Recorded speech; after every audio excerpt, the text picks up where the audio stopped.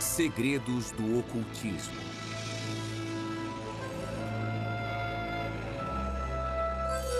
Os cientistas.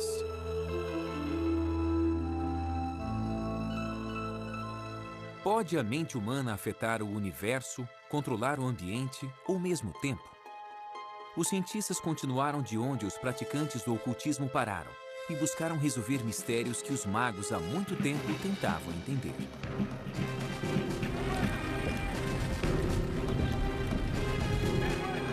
17 de março de 1863. John Pelham conduz sua tropa para a Batalha de Kelly's Ford, na Virgínia. Pelham é lembrado por sua coragem, mas essa foi sua última batalha. Mais de um século depois, em Illinois, Margaret Barrett sente uma dor terrível na cabeça. Teriam essa enfermeira do meio oeste e um major da Guerra Civil alguma conexão? Margaret acredita que foi o major numa vida passada.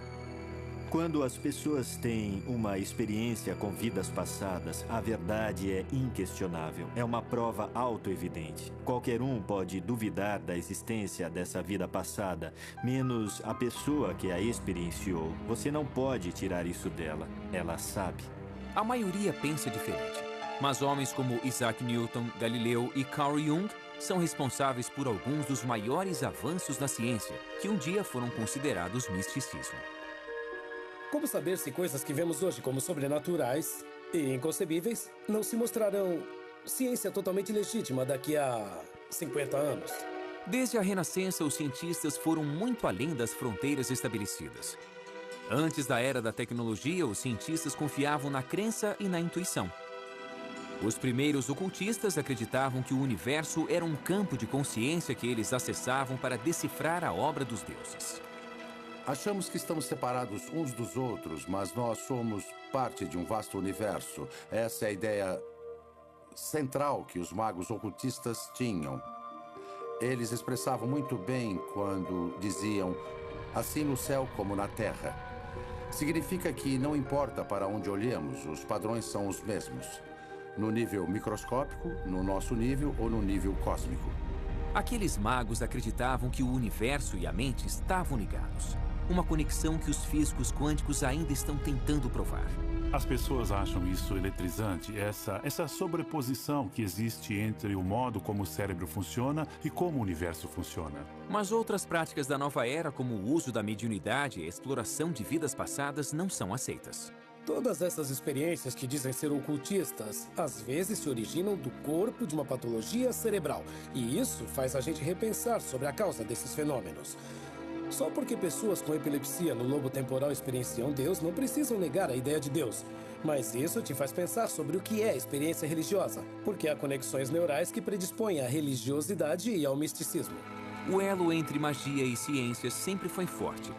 E uma vez que o místico é provado, se torna um fato científico. É uma busca que tem moldado a visão de mundo do homem desde os tempos de Newton. Isaac Newton nasceu no século XVII, quando o homem ainda acreditava que a Terra era o centro do universo. Ele é conhecido tanto como o pai da ciência moderna, como o último dos grandes magos. Newton era de um intelecto extraordinário. Ele podia se concentrar por horas intermináveis, às vezes durante dias, numa única questão, e mantinha em mente todas as partes. Newton imaginava vividamente suas teorias e somente depois as levava para o campo dos experimentos, uma prática hoje chamada de estado alterado de consciência. As pessoas podem fazer isso ao correr ou se exercitar. Dá para fazer isso jejuando, dá para fazer isso bebendo, se drogando, dá para fazer isso rezando, meditando, ou então pela hipnose. Há muitas práticas diferentes ao longo de milhares de anos pelas quais as pessoas alteram seus estados de consciência. Eu acho que a criatividade requer algo como a aceitação da intuição, aceitação da inspiração, como ponto de partida para ideias que se revelam profundas, importantes, mesmo as ideias científicas. Se você se abre para o cosmos, você se abre para novos conhecimentos. Newton se apoiava em grande parte num homem que morreu em 1642, o mesmo ano em que ele nasceu, Galileu. Quando Galileu estava mapeando as estrelas e os planetas, a astrologia já era uma ciência de alguns séculos. Nas antigas escolas de mistério, vamos dizer dos egípcios, assim como dos pitagóricos, a meta era se conectar com os deuses e implorar que eles fizessem algo. Os deuses, com seu poder, poderiam atender. Galileu não estava tentando contatar os deuses, ele estava tentando explicar sua obra. Durante a Renascença, os cientistas seguiram os ensinamentos de Aristóteles. As teorias desse grego do século III a.C. eram aceitas pela Igreja Católica. Bem, a ideia de movimento era muito diferente do que nós entendemos hoje em dia. A noção era de que todo tipo de objeto ou substância tinha seu lugar natural. E a terra estava embaixo, depois a água, o ar e o fogo, e por cima a quintessência da qual o céu era feito. Os objetos tenderiam a permanecer em seus locais naturais, e para movê-los você precisaria empurrá-los continuamente. Ele também dizia que a Terra era o centro do sistema solar e que um objeto pesado cairia mais rápido que um mais leve. Até Galileu, essas eram verdades aceitas. Galileu confirmou que a Terra girava em torno do Sol. Aristóteles achava que a matéria cai porque conhece seu lugar no cosmo. A mão de seu criador a guiaria de volta ao local de origem. A compreensão de Galileu da gravidade era bem mais avançada. E ele usou métodos científicos para provar suas teorias. Aristóteles, um grande pensador, achava que objetos pesados caem mais rápido do que objetos leves. E precisaria de 5 minutos para testar isso.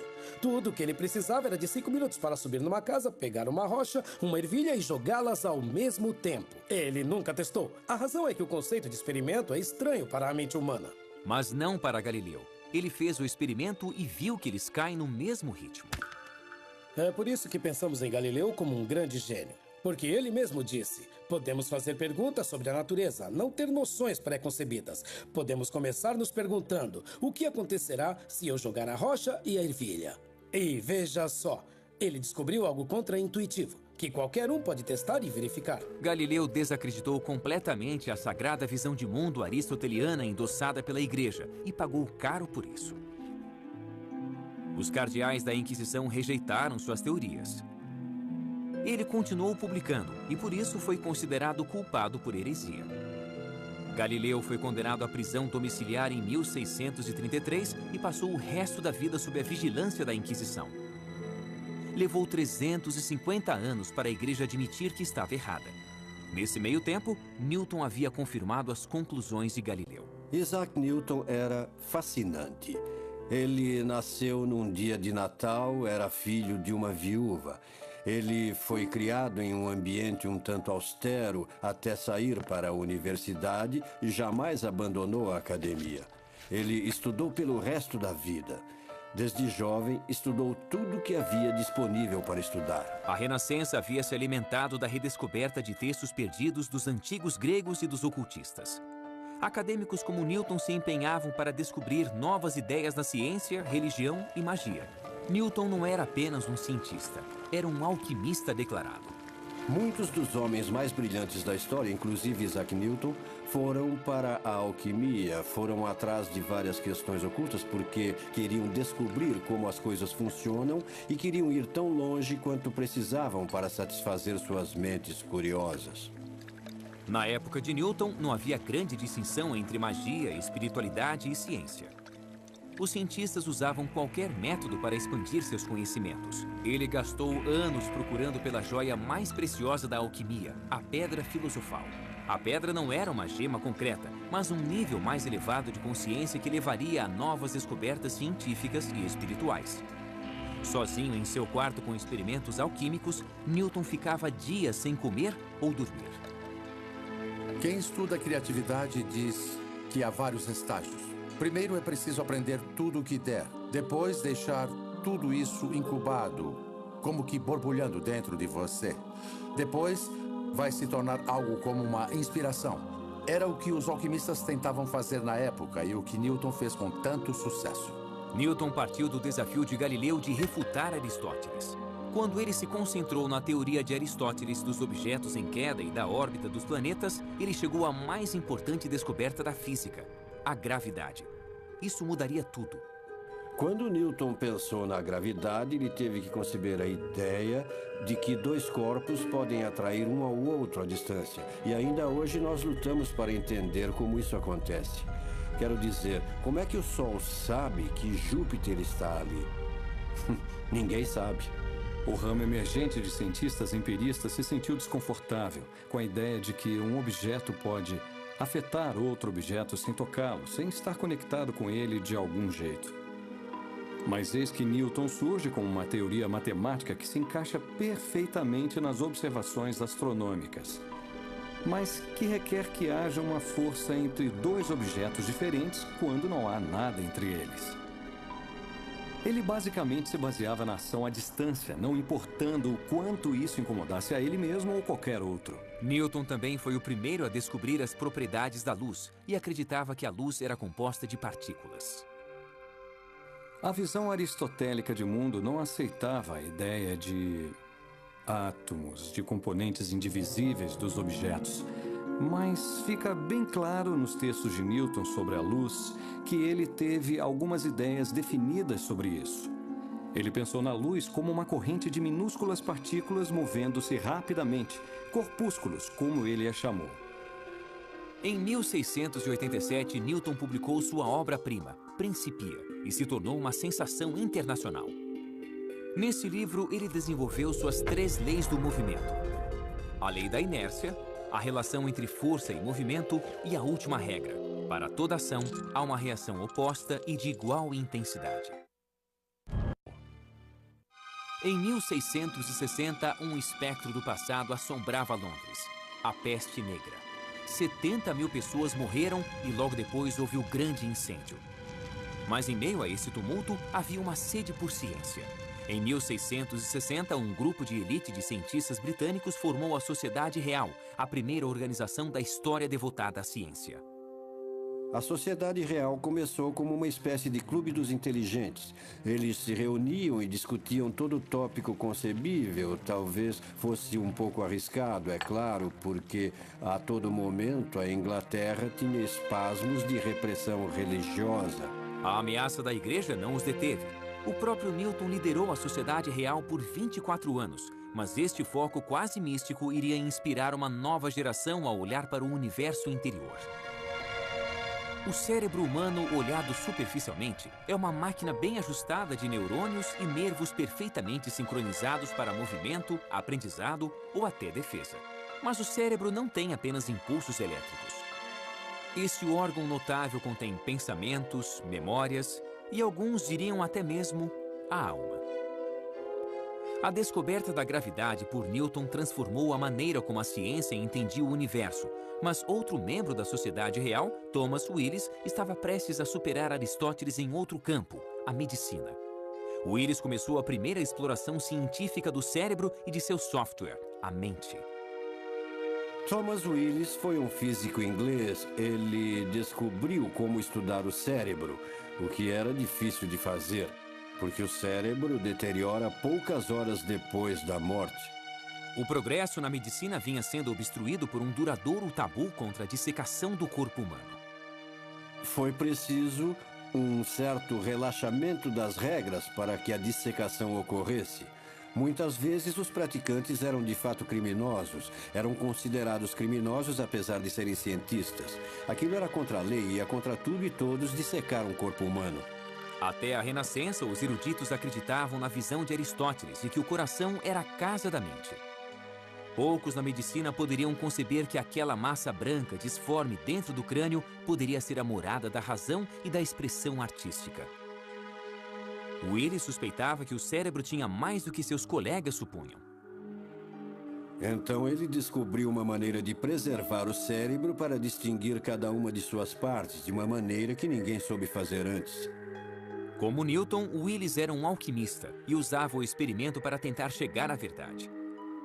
Willis foi o primeiro a dissecar os nervos que levam ao cérebro. Ele explicou como funcionam em conjunto. Suas aulas deixavam as audiências enfeitiçadas. Em 1664, ele publicou Cerebri Anatomy, na época o mais completo estudo do cérebro. Um jovem estudante chamado John Locke partiu de seu trabalho para investigar a natureza do pensamento. Locke era, antes de mais nada, um filósofo. Em 1660, ele havia publicado um ensaio sobre a compreensão humana, também se distanciando de Aristóteles. John Locke desafiou a noção aristotélica de que as ideias eram inatas na mente humana.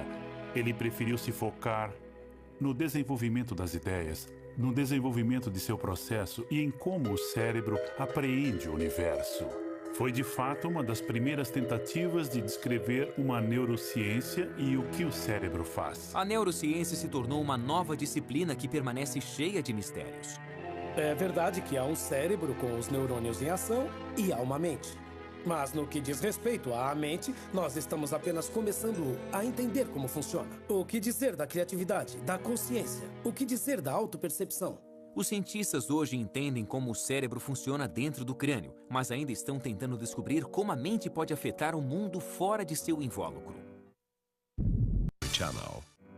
Franz Anton Mesmer, astrólogo e médico, topou com a hipnose quase por acaso. O experimento de Mesmer era voltado ao uso de magnetismo na cura de doenças. Franz Mesmer fazia com que as pessoas sentassem numa banheira e usava ímãs nessas banheiras. Ele mencionava o magnetismo animal. É muito interessante porque os ímãs voltaram à moda hoje. E médicos vêm usando o eletromagnetismo como tratamento. Primeiro, Mesmer acreditou que os ímãs externavam a força invisível do magnetismo animal.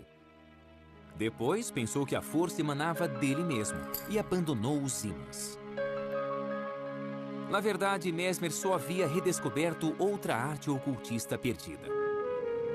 O primeiro registro de hipnose induzida num papiro que está no Museu Britânico se deu na corte de Quéops, no Egito, mais de 5.000 anos atrás. Posteriormente, videntes do oráculo grego de Delfos se auto-hipnotizavam para prever o futuro. A hipnose, tal como praticada hoje nos Estados Unidos, começa com Franz Mesmer. Mas se você olhar mais para trás, toda cultura tem um jeito de entrar em transe. Pode ser usando música, pode ser usando dança, pode ser sentado em meditação. Seu tratamento se tornou popular em 1770 e a fama de Mesmer logo se espalhou quando inúmeros pacientes afirmaram terem se curado através do mesmerismo. Ele podia colocar as pessoas em transe e sugerir a elas coisas que eram boas, como se curarem, como ficarem bem. Ele ficou famoso por isso, o que levou à criação de um comitê de cientistas. Aliás, Benjamin Franklin era um deles. Eles tentavam decidir se algo daquilo era real ou não. Eles disseram, bem, o mesmerismo funciona, mas achamos que funciona por causa da imaginação, não por um princípio operacional. Mesmer foi acusado de charlatanismo por muitos. Mas em 1843, o cirurgião londrino John Ellison começou a usar o que chamou de coma hipnótico para realizar uma cirurgia complexa sem dor.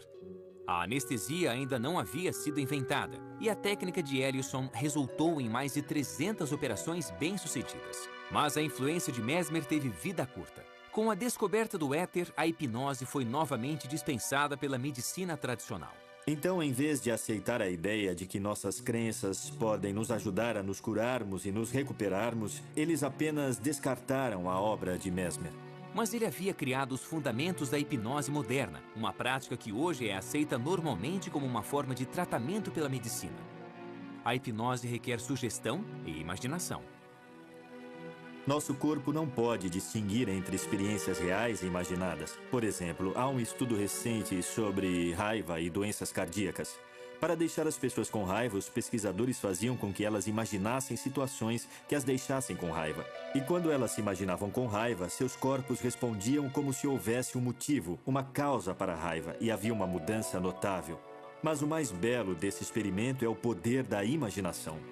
Nossa imaginação pode nos deixar nervosos. Nossa imaginação pode nos deixar alegres ou tranquilos. Se ficamos com raiva ou alegres, é escolha nossa.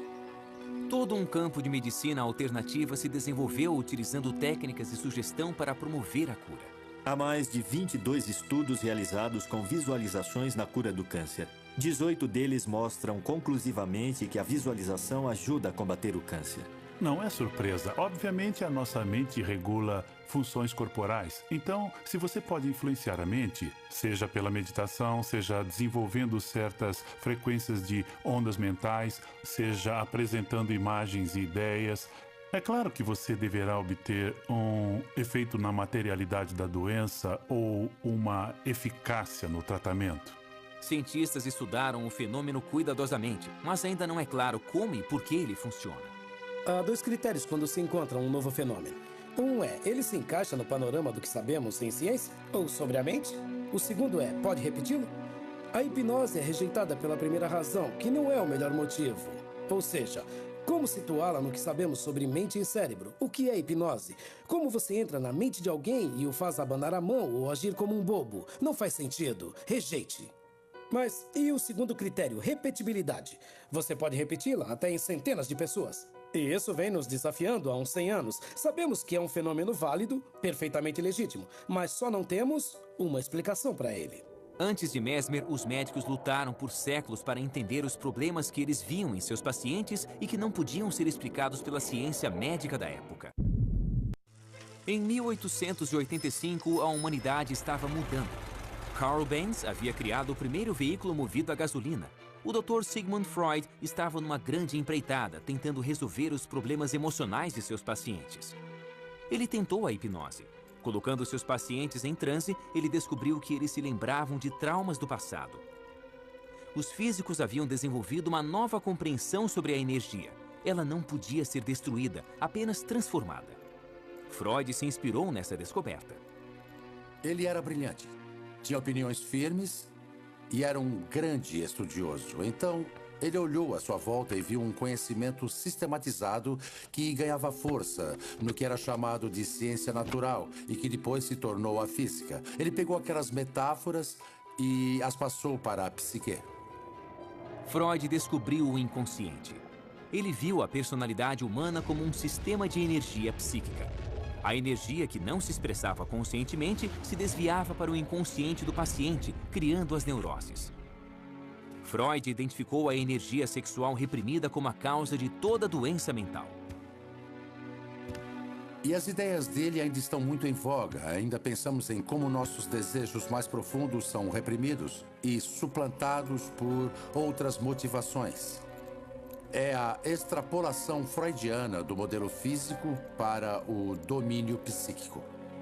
Freud inventou a psicanálise como um método para liberar os traumas sexuais enterrados no inconsciente. Era uma nova fronteira no estudo da consciência, e apesar de muito do trabalho de Freud ter sido contestado, sua obra propiciou os fundamentos da psicologia moderna. Conservador, Freud jamais se deixaria identificar como um ocultista, mas um de seus seguidores provaria ser tanto um pioneiro nessa área quanto um praticante de ocultismo. Ele queria saber tudo a respeito de tudo, ele lia de tudo. Ele viajou para a África, viajou para a Índia, ele viajou para a América. Ele era alguém que tinha um apetite voraz pela experiência e por tentar entender a psique em todos os tempos e locais e em todos os cantos do planeta. Carl Jung nasceu 10 anos antes de Freud inventar a psicanálise. Filho de um pastor, Jung conduziu experimentos espiritualistas. Ele se tornou psicólogo para explorar as dimensões da mente, mas por toda a vida nunca perdeu o fascínio pelo oculto. Seu herói, Freud, se tornou tanto seu mentor quanto seu maior rival.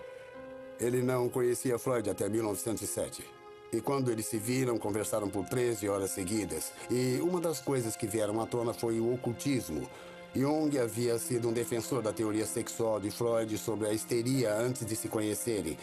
Ele a defendeu publicamente, mas não achava que a teoria sexual explicava tudo.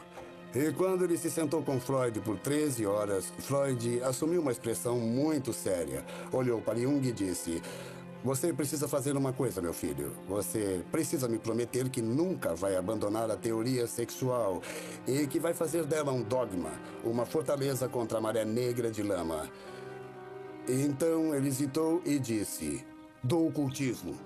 Jung se recusou a acreditar que a repressão sexual explicava tudo e não pensava em desistir do ocultismo. E Freud garantiu que Jung pagaria o preço. Jung, na época da ruptura com Freud, era presidente da Associação Internacional de Psicanálise. E Freud não queria deixar a instituição a cargo de Jung. Então, nos bastidores, quase numa prática ocultista, ele formou um pequeno comitê e deu a cada um dos membros um anel e fez com que cada um jurasse segredo. Então, eles começaram uma certa conspiração para se livrarem de Carl Jung. Depois de romper com Freud, Jung caiu numa depressão de 6 anos. Ele se retirou para sua casa de campo em Bollingen. Como Newton, muitos séculos atrás, ele estava em busca de sua própria pedra filosofal. Ele lutou contra sua depressão e emergiu com um novo tipo de psicologia, imbuída de pensamento místico. Ele usou cartas de tarô, usou astrologia, mas mais importante do que cartas de tarô ou astrologia é que Carl Jung acreditava na intuição. Jung disse uma vez, o que o terapeuta faz é por seu paciente em contato com a intuição. E quando o terapeuta faz isso, seu trabalho está feito. Durante seu retiro, Jung concluiu que era pela astrologia, a alquimia, a mitologia e o I Ching que os primeiros magos investigavam a consciência humana. E deu seu grande salto, vendo a psique como um campo de energia muito maior do que a personalidade individual. Ele a chamou de inconsciente coletivo. O inconsciente coletivo inclui todas as coisas que não nos são pessoais, que nos transcendem, que são os conteúdos transpessoais e impessoais do inconsciente, que Jung chamou de arquétipos. São componentes tipicamente humanos, que não têm nada a ver conosco pessoalmente, não dizem respeito a experiências pessoais, não são sobre nossa mãe ou nosso pai, são sobre nossa própria ideia de mãe e pai. Tanto Jung como Freud praticaram os estados alterados da consciência usados por magos para obter seus maiores insights. Para Freud, era um método de associação livre. Para Jung, era um método de imaginação ativa, onde você deliberadamente induz a fantasia e fala sobre aspectos de você que estão personificados em formas imagéticas. É como no ocultismo, na mediunidade ou nas sessões, pensando que você fala com os mortos, quando na verdade você fala consigo ou com diversos eus interiores. Freud havia isolado a personalidade num pacote de neuroses, guiado apenas pela repressão sexual, ao passo que Jung levou o individual a um patamar maior, um lugar mais vasto da humanidade, com sentido e continuidade. Nós temos tanto o inconsciente pessoal como o inconsciente coletivo. O inconsciente pessoal está mais alinhado com a nossa alma e o inconsciente coletivo é a sabedoria, os arquétipos, os mitos, as universalidades que qualquer um pode tatear. Então todos temos nosso caminho pessoal e todos temos um caminho coletivo. As ideias de Jung inspiraram muitas práticas da nova era. A mediunidade pode talvez vir de algo como o inconsciente coletivo de Jung. Provavelmente a maioria dos médiuns diria que vem de um nível mais alto de sabedoria. E talvez seja a mesma coisa. Sem dúvida, esse é um conceito que se relaciona com o inconsciente coletivo. Mas a apresentação típica é como se uma entidade, uma alma desencarnada, um grupo delas que existisse em outra dimensão, decidisse nos ajudar ao incorporar sua sabedoria num de nossos amigos ou vizinhos. Durante séculos, o estudo do universo e da mente foram disciplinas separadas. Em 1905, com 30 anos de idade, Jung conheceu um jovem alemão que trabalhava como escriturário num escritório de patente suíço, Albert Einstein. De certa forma, Einstein tinha um coração místico. Quando criança, ele havia observado os movimentos da agulha de uma bússola e jurou que um dia iria conhecer a mente de Deus.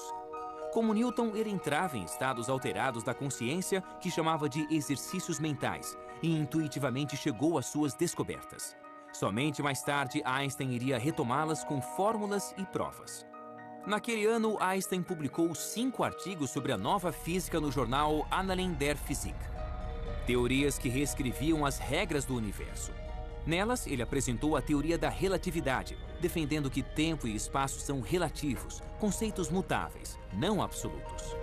Newton desenvolveu aquelas maravilhas, a lei do movimento, da gravidade e outras que pareciam funcionar como um relógio, e deixou todo mundo contente, por mais revolucionário que fosse na época.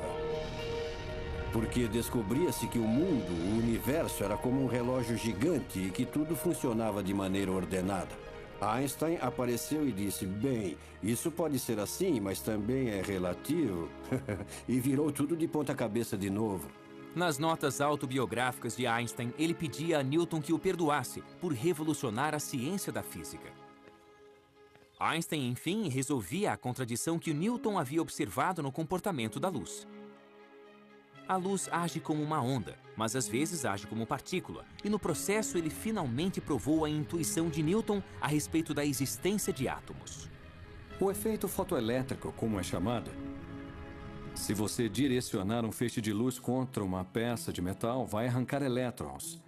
E a teoria das ondas não dá conta dos detalhes de como isso acontece. Então veio Einstein, em 1905, e foi capaz de demonstrar o efeito fotoelétrico perfeitamente ao dizer que, quando a luz interage com o metal, chega em diferentes feixes de energia que dependem só da frequência da luz, não de sua intensidade. Então ainda é uma onda, pois frequência é um conceito de onda, mas age como partícula. Anos depois, Jung registrou que o gênio de Einstein havia influenciado todo o seu trabalho intelectual. E a teoria fotoelétrica de Einstein dava os fundamentos para futuras contradições no mundo subatômico da física quântica. A consciência parecia afetar o universo. Einstein tinha uma convicção basicamente filosófica, de que a teoria da física poderia ser completa, de que se você souber tudo o que há para saber sobre um sistema, você pode prever tudo o que vai se passar dali em diante. Na física quântica não há absoluto. Tudo muda de acordo com a observação. Há uma frase famosa de Einstein que é: Deus não joga dados com o universo, que ele repetiu tantas vezes que um de seus colegas, não sabemos quem, disse: dá para parar de dizer a Deus o que fazer? Einstein rejeitou a física quântica, mas a física quântica não poderia ser ignorada. Os conceitos do ocultismo iriam ajudar a entender algo sobre esse território não mapeado. Para o novo ramo de físicos quânticos, a própria mente tinha um papel integral. O comportamento da matéria depende completamente do observador. A ideia de que a física ou de que a realidade física é, de certa forma, um construto da mente ou que dependa dela, é certamente uma das maneiras de se interpretar a mecânica quântica, e esse é um dos motivos pelo qual se gera tanta discussão, porque algumas pessoas gostam muito dessa ideia e outras detestam. Os físicos quânticos chamam isso de problema do observador. Se apenas seres conscientes podem ser observadores, então estamos intimamente conectados à própria existência da realidade. Sem nós, haveria apenas uma superposição de possibilidades em expansão, com nada definitivo acontecendo de fato. 15 anos depois da publicação dos artigos revolucionários de Einstein, Wolfgang Pauli, mal saído da adolescência, escreveu uma exposição brilhante da teoria da relatividade de Einstein. Os dois pioneiros da mecânica quântica, Max Born e Niels Bohr, encorajaram Pauli a se juntar a eles em seu campo. As grandes questões se tornaram a obsessão de Wolfgang Pauli. Apesar de ser um homem difícil e perturbado, Pauli era um mestre da intenção. Os cientistas falavam do efeito Pauli. Seus colegas nos laboratórios experimentais de física diziam: Pauli, por favor, fique longe. Porque assim que ele chegava no laboratório, todos os experimentos paravam de funcionar. Eles diziam até mesmo que se Pauli chegasse à cidade num trem, os experimentos iriam parar de funcionar. Ele, como muitos outros que tomamos como grandes cientistas, era um propositor consumado. Ele podia projetar o que estava para acontecer, e acontecia de certa maneira. Ele era um dos mais criativos pensadores da mecânica quântica por isso. Pauli, como Newton, mergulhou fundo em seu trabalho e acabou tendo um colapso mental. Em 1948, ele foi ao recém-criado Instituto C.G. Jung, em busca de ajuda do agora famoso psicólogo. Assim que ele entrou no quarto, o efeito Pauli ocorreu. De repente, um vaso caiu no chão. Ambos iriam mais tarde que, quando o vaso se estilhaçou, eles reconheceram seus destinos. Juntos, eles tentariam compreender o universo usando tanto a física quanto a psicologia. Pauli se tornou um dos grandes contribuidores no desenvolvimento da física quântica, em parte pelas intuições de que ele se valia e, ao menos em parte, pela colaboração com um grande pensador intuitivo, Carl Jung, num campo bem diferente do seu. E, por sua vez, Jung entendeu muito mais e foi mais capaz de expressar com rigor as coisas que sabia devido às contribuições de Pauli. O próprio incidente os levou a desenvolver o conceito de sincronicidade, onde dois eventos supostamente aleatórios colidem para criar significado. Sincronicidade, como Jung define, é a correspondência entre um estado psíquico interior, um estado psicológico e algum evento externo. Essa correspondência tem um alto grau de improbabilidade, parecendo aleatória ou acidental, ou apenas coincidência ou então acaso.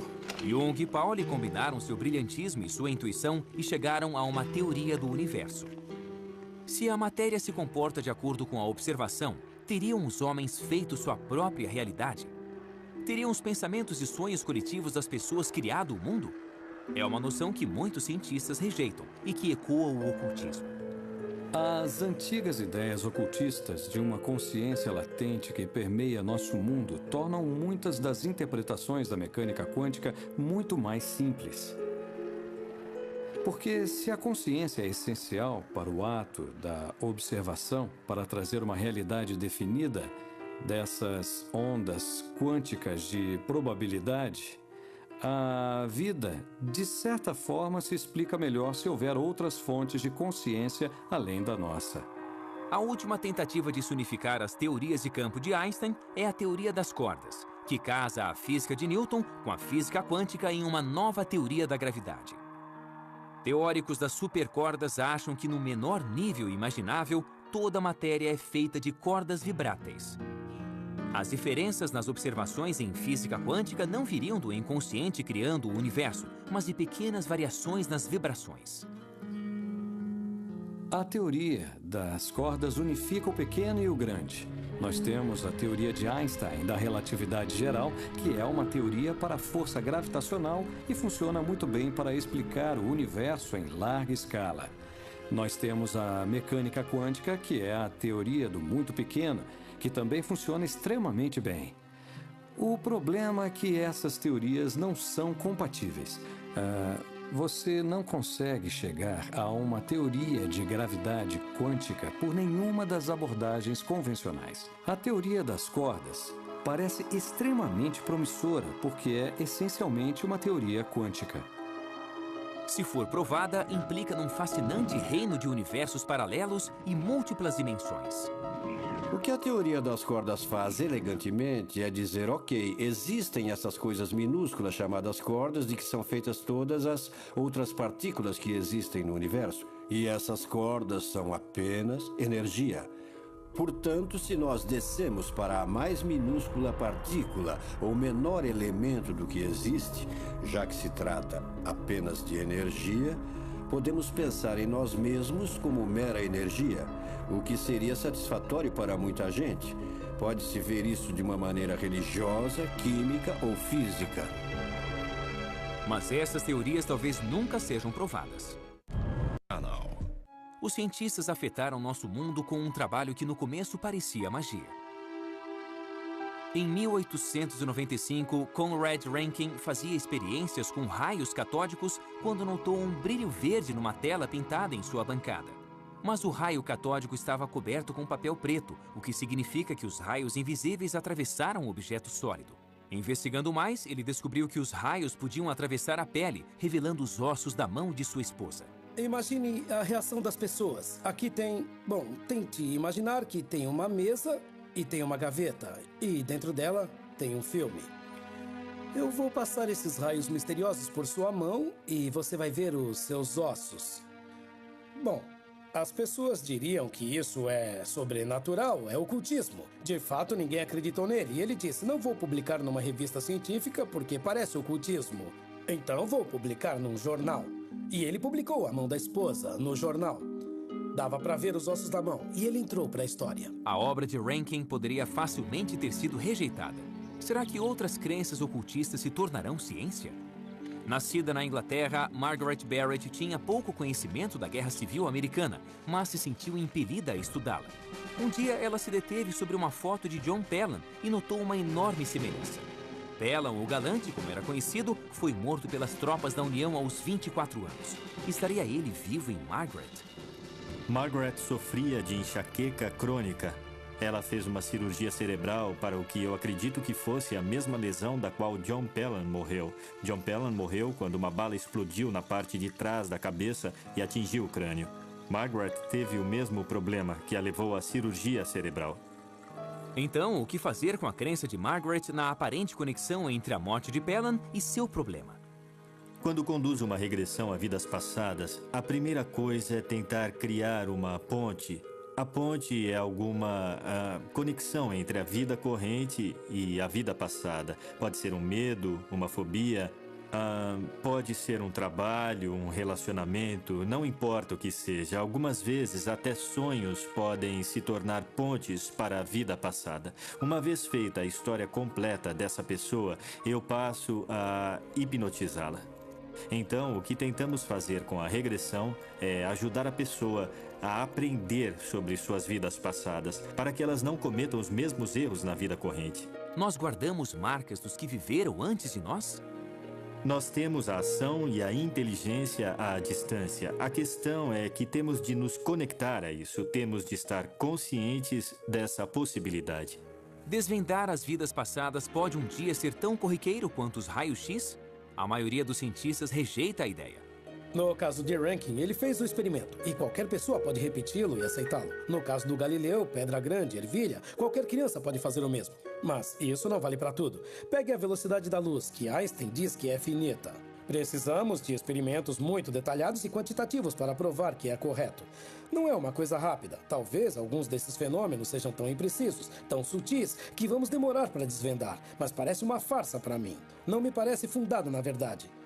Se você não pode testar uma proposição, se não há como testá-la, não faz parte do nosso conhecimento. O progresso tem sido alcançado por inovadores que querem ir mais além do que a realidade aceita.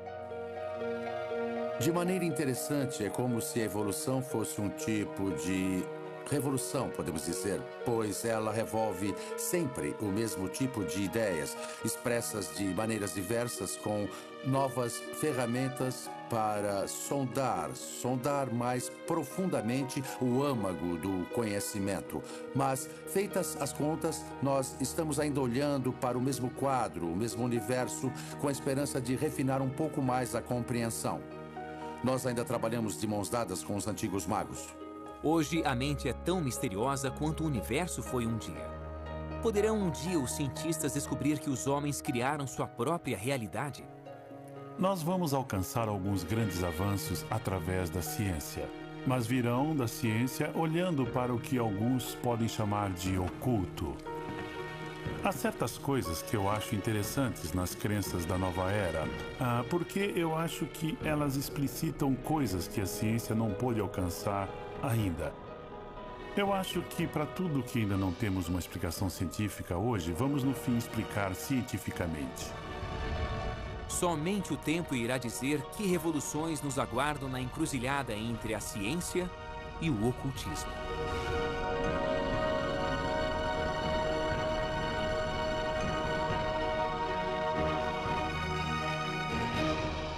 Versão brasileira, Tempo Filmes, São Paulo.